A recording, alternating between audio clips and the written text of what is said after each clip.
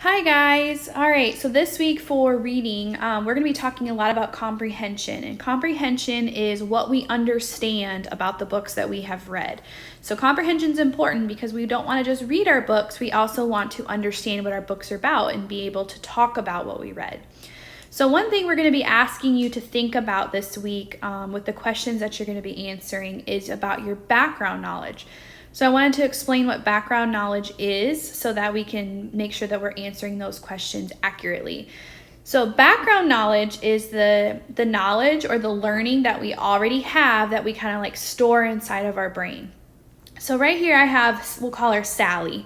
And when Sally starts out, maybe at the beginning of first grade or the beginning of kindergarten, she doesn't have very much background knowledge, okay? She doesn't have a whole lot of learning that she's done so far. So we're just gonna draw one little brick or one little stone right there, up there in that thought bubble.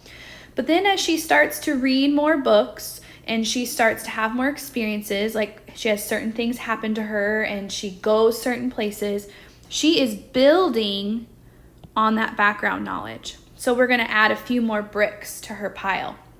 And then, she gets into first grade and she's reading lots more books and she's doing lots of things that she's never done before and she's having experiences that she's never had before and she's adding even more background knowledge to what she already has or even more learning to what she already has.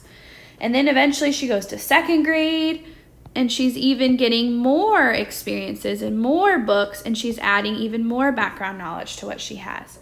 So every time she reads a book, every time she does something with her friends or goes somewhere with her parents, or every time something happens to her, she's getting more background knowledge. She's getting more learning that she stores inside her brain.